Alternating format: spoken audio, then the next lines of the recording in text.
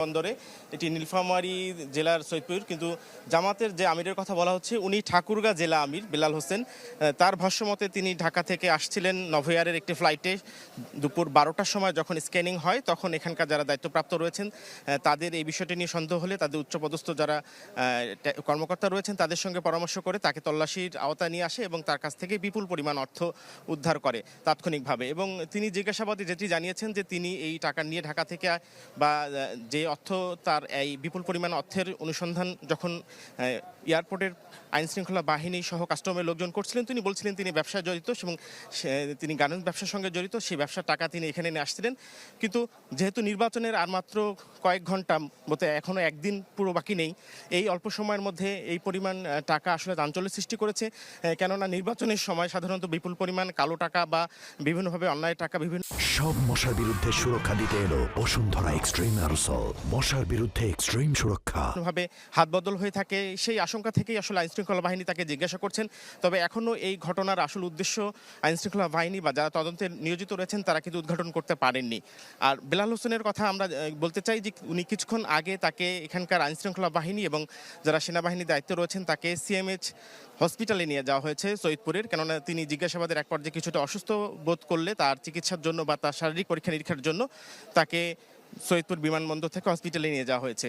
এবং যারা এখানকার যারা গণমাধ্যম কর্মী রয়েছেন তাৎক্ষণিকভাবে যখন দুপুর 12টায় এই কথাটি গণমাধ্যমে আসে তখন কিন্তু তারা সৈয়দপুরের যিনি পুলিশ সুপার রয়েছেন, দিনাজপুরের নীলফামারীর পুলিশ সুপারের সঙ্গে যোগাযোগ করার চেষ্টা করেছেন। তিনি বলেছেন যে তিনি এখন বিমানবন্দরের ভিতরে রয়েছেন, এই পরিমাণ টাকা হাতে গণনা সম্ভব নয়।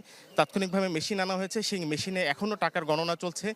যদিও ঠাকুরগাঁর জেলা আমির বেলাল হোসেন প্রাথমিক জিজ্ঞাসাবাদে বলেছেন এই পরিমাণ তার টাকার পরিমাণ প্রায় 50 লাখের বেশি, তিনি যেই ব্যাগে করে টাকা বহন করছিলেন তার কথার উপর ভিত্তি করেই আইনশৃঙ্খলা বাহিনী বা যারা কাস্টম রয়েছেন তারা কিন্তু এই টাকা এখন মেশিনে গুনছেন।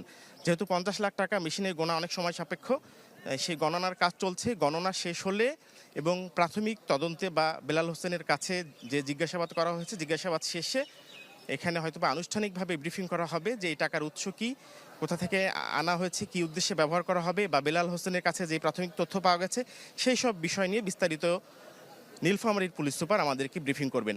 এছাড়া আমরা জামাতের পক্ষ থেকে একটু কথা পেয়েছি। জামাতের কেন্দ্রীয়ভাবে এহসানুল মোহাম্মদ জুবাইর, যিনি কেন্দ্রীয় সহকারী সেক্রেটারি জেনারেল এবং জামাতের মুখপাত্রের দায়িত্ব পালন করছেন, তিনি বলছেন যে এই নির্বাচনের আগে একটি ব্যক্তিগত বিষয় নিয়ে এটি ভিন্ন খাতে প্রবাহিত করা হচ্ছে, অর্থাৎ নির্বাচনের সঙ্গে এই অর্থের বিষয়টিকে জড়িয়ে দেওয়া হচ্ছে। তিনি সুষ্ঠু তদন্ত করে এই ঘটনা কেন ঘটলো বা এই টাকার উৎস কী সব কিছু মিলেই তারা আইনশৃঙ্খলা বাহিনীকেই বলেছেন যে তারা নিশ্চয়ই এই বিষয়ে সুষ্ঠু তদন্ত করে এই টাকার উৎস কেন, কিভাবে বেলাল হোসেন নিয়ে যাচ্ছিলেন বা কেন আনছিলেন সেই বিষয়গুলো তদন্ত করে বের হয়ে আসবে।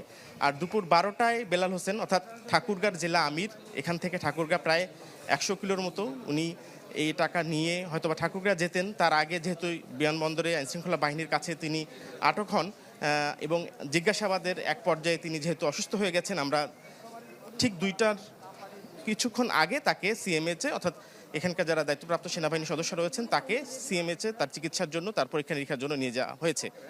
এবং বেলাল হোসেনের কথা না বললে নয়, তিনি যখন জিজ্ঞাসাবাদে বলেছেন তিনি একজন শিক্ষক, অর্থাৎ কলেজে স্কুলে শিক্ষকতা করেন সৈয়দপুরে লিংকন, আমি আপনাকে একটু থামিয়ে দিতে চাচ্ছিলাম। আপনার কাছে যে ব্যাপারটা আমি খুব স্পেসিফিক্যালি জানতে যাচ্ছি, তাকে যে জিজ্ঞাসাবাদ করা হচ্ছে সেটি কি কোনো মামলার উপর ভিত্তি করে, তাকে কি গ্রেপ্তার দেখানো হয়েছে নাকি শুধুমাত্র সন্দেহভাজন হিসেবে আটক করে জিজ্ঞাসাবাদ করা হচ্ছে? এবং নির্বাচনী যে আচরণবিধি সেটি তো আমি যতটুকু জানি তিনি লঙ্ঘন করেছেন, আপনি হয়তো আরেকটু বিস্তারিত ব্যাপারে বলতে পারবেন। না, এখনও তাকে গ্রেপ্তার দেখানো হয়নি, এখনও তাকে আটক রাখাইয়া হয়েছে এবং জিজ্ঞাসাবাদের প্রাথমিক পর্যায়ে কী ধরনের আলামত বা তারা কি সন্দেহ করছেন আইনশৃঙ্খলা বাহিনী সেই বিষয় নিয়েও কিন্তু এখন আনুষ্ঠানিক বলা হয়নি। যারা সৈয়দপুরের পুলিশ সুপার রয়েছেন ইনি এই বিষয়টি তদন্তের দায়িত্ব হয়তো বা কোনো কর্মকর্তাকে দিয়েছেন। সব মিলে হয়তো সেই প্রাথমিক তদন্ত শেষ করতে হয়তো বা সময় লাগবে, কিন্তু আনুষ্ঠানিকভাবে নিশ্চয়ই কিছু জানানো হবে এই টাকার উৎস কী, কেন এই টাকা আনা হয়েছে এবং অবশ্যই নির্বাচনী আচরণবিধির কোন পর্যায়ে লঙ্ঘন সেটি নিয়ে আলোচনা হবে। আর যদিও এটি এখনও কোনোভাবে নির্বাচনের কোনো কাজে ব্যবহারের কোনো প্রমাণ বা কোথাও বিলি করার সময় গ্রেপ্তার হলে সেইটি বিষয় হয়তো বা সরাসরি আগে থেকেই বলা যেত, কিন্তু যেহেতু এখন এয়ারপোর্টের ভিতরে সুরক্ষিত জায়গায় এবং তিনি ঢাকায় যখন যদি ঢাকায় উঠে থাকেন, ঢাকা বিমানবন্দরে নিশ্চয়ই এটি তল্লাশি হয়েছিল বা স্ক্যানিং করা হয়েছিল, সেখান থেকে উঠেছে বা এই টাকার উৎস কি, তিনি নগদ এই টাকাগুলো ঢাকার কোন জায়গা থেকে আনছিলেন এবং কেন আনা হচ্ছিল, আসলে তার কোনো ব্যবসায়িক লেনদেন ছিল কিনা, সব বিষয়গুলো আসলে তদন্তে বা সামান্য সময়ের তদন্তে বের করা সম্ভব নয়। নিশ্চয়ই আইনশৃঙ্খলা বাহিনী এই বিষয়টি তদন্ত করবেন এবং যদি তাকে আটক থেকে গ্রেপ্তারের পর্যায়ের মতো নেয়ার কোনো আলামত পেয়ে থাকে আইনশৃঙ্খলা বাহিনী, অবশ্যই তাকে গ্রেপ্তার দেখানো হবে এবং পরবর্তীতে এই টাকার সুনির্দিষ্ট উৎস, আসলে এই টাকা কোথায় ব্যবহার হবে কিনা, বা তিনি যে প্রাথমিক বক্তব্য দিয়েছেন বেলাল হোসেন যে তার ব্যবসায়িক টাকা, সেই যদি প্রমাণ পাওয়া যায় তখন তাহলে এটি হয়তোবা সুষ্ঠু তদন্তের মাধ্যমে বেরিয়ে আসবে। তবে নির্বাচনের আগ মুহূর্তে অবশ্যই এটি একটি চাঞ্চল্যের বিষয়, আমরা সুষ্ঠু তদন্তের মাধ্যমে এই বিষয়টি জানার চেষ্টা করছি। আর পুলিশ যখন পুলিশ সুপার এই বিষয়টি ব্রিফিং করে অবশ্যই জানাবেন। বুঝেছি।